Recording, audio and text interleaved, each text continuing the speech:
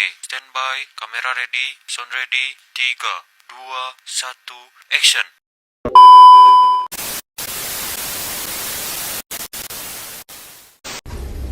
Assalamualaikum warahmatullahi wabarakatuh. Halo everyone, perkenalkan nama saya Nazwa Aula Sutisna dari program studi Ilmu Al-Quran dan Tafsir Fakultas Usuluddin UIN Syarif Hidayatullah Jakarta.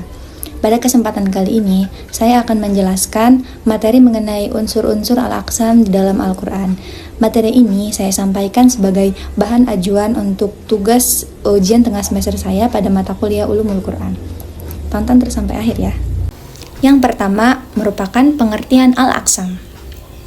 Al-aqsam merupakan suatu bentuk jamak dari kata qasam yang memiliki arti sumpah. Al-aqsam merupakan salah satu bagian dari ulumul Quran. Apa sih ulumul Quran itu? Ulumul Quran merupakan salah satu bidang ilmu yang mengkaji tentang Al-Quran, khususnya pada penggunaan al-aqsam ini. Al-aqsam ini juga bertujuan untuk menghilangkan segala macam keraguan serta meyakinkan kepada si pembaca Al-Quran mengenai isi kandungan yang berada di ayat Al-Quran tersebut. Al-aqsam ini juga terbagi menjadi 3 bagian. Yang pertama yaitu ada sigot qasam, yang kedua yaitu ada muqsam bih, dan yang terakhir yaitu ada muqsam alaih. Mari kita bahas satu persatu pada slide selanjutnya. Yang pertama yaitu sigot qasam. Sigot qasam merupakan adat atau bentuk yang menunjukkan bahwasannya kalimat tersebut merupakan suatu sumpah. Nah, keadaan sumpah tersebut baik berupa fiil atau kata kerja maupun huruf pengganti seperti ba, waw, dan ta. Nah, sigot qasam ini bertujuan sebagai penanda bahwasannya kalimat tersebut merupakan salah satu bentuk dari sumpah. Contohnya terdapat di dalam Al-Quran pada surah Al-An'am ayat 109 yang berbunyi Bismillahirrahmanirrahim wa aqsamu billahi jahda aymanihim la in ja'athum ayatul la yu'minunna biha, yang berarti mereka bersumpah dengan nama Allah dengan sebenar-benarnya sumpah. Sungguh jika datang suatu bukti kepada mereka, pastilah mereka akan beriman kepadanya. Nah, pada kalimat wa aqsamu billah, wa aqsamu billah ini merupakan sigot qasam. Sigot qasam yang berbentuk fiil. Karena wa aqsamu billah ini memiliki arti mereka bersumpah kepada Allah gitu. Inilah yang dinamakan dengan sigot qasam. Yang kedua yaitu muqsam bih. Muqsam bih merupakan sesuatu yang dijadikan sumpah oleh Allah Subhanahu wa taala. Sumpah di dalam Al-Quran terkadang menggunakan nama Allah dan terkadang juga dengan menggunakan nama-nama makhluknya. Allah bersumpah dengan Zat-Nya yang suci dan memiliki sifat-sifat khusus, atau dengan ayat-ayatnya yang menetapkan adanya sifat-sifatnya. Dan sumpah Allah dengan beberapa makhluk menunjukkan bahwa makhluk-makhluk itu adalah salah satu dari ayat-ayatnya yang agung. Contoh ayatnya terdapat di dalam surah Al-Ma'arij ayat 40 yang berbunyi Bismillahirrahmanirrahim Fala uqsimu bi rabbil masyariqi wal magharibi inna laqadirun, yang memiliki makna, maka aku bersumpah dengan Tuhan yang memiliki timur dan barat, sesungguhnya kami benar-benar maha kuasa. Menurut Ibnu Abi al-Isba, qasam dengan menggunakan nama-nama ciptaannya menunjukkan zat yang menciptakannya, karena tidak mungkin ada nama pekerjaan tanpa nama yang melakukannya. Qasam dengan menggunakan nama ciptaannya hanya khusus untuk Allah saja, juga untuk menunjukkan manfaat atau nilai-nilai yang terkandung pada makhluk tersebut, sehingga menjadi pelajaran bagi manusia dan banyak hikmah di balik penggunaan nama-nama makhluknya.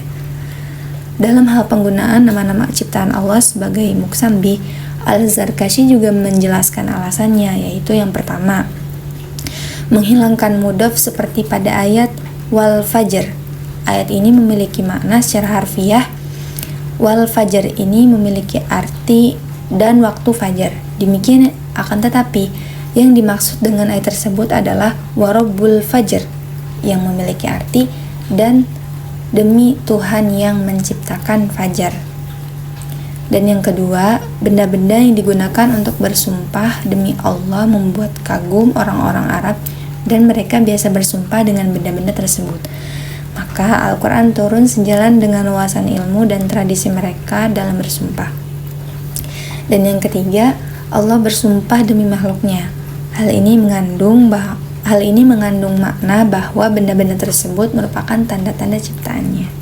Ini yang dinamakan dengan muqsam bih. Baik, selanjutnya yang terakhir yaitu ada muqsam alaih, yaitu suatu berita yang dikuatkan dengan sumpah berupa pertanyaan bahwa orang yang mendengarnya itu ingin menerima atau beriman. Kemudian dikuatkan dengan sumpah itu. Inilah yang dinamakan dengan muqsam alaih. Nah, cara kita untuk mengetahui muqsam alaih, kita bisa melihat dengan 4 jenis huruf yang mengawalinya, yaitu dengan huruf inna, lam, ma, dan la. 2 huruf pertama yang positif dan 2 lainnya yaitu negatif. Di dalam Al-Quran ini terdapat 2 jenis muqsam alaih, yaitu yang dinyatakan secara eksplisit dan yang dinyatakan atau dihilangkan secara eksplisit. Nah, selanjutnya jenis pertama muqsam alaih. Jenis pertama ini terdapat pada surah Az-Zariyat pada ayat 1-6 yang berbunyi Bismillahirrahmanirrahim. Wadz-dzariyati dzarwa falhamilati wiqra faljariyati yusra falmuqassimati amra innama tu'aduna lasadiq wa innad-dina lawaqi'. Dan yang contoh yang terakhir yaitu jenis yang kedua ini merupakan qasam tidak memerlukan jawaban karena sudah bisa difahami dan ayatnya pun sudah disunting. Jenis kedua ini terdapat pada surah Ar-Ra'd ayat ke-31 yang berbunyi walau anna qur'ana suyirat bihil jibalu aw qutti'at bihil ardu aw kullima bihil mauta bal lillahil amru jami'a afalam yai'asil ladzina amanu allau yasha'allahu lahadan nasa jami'a wa la yazalul ladzina kafaru tusibuhum bima sana'u qari'atun aw tahullu qariban min darihim hatta ya'tiya wa'dullah innallaha la yukhliful mi'ad. Inilah yang dinamakan dengan muqsam alaih.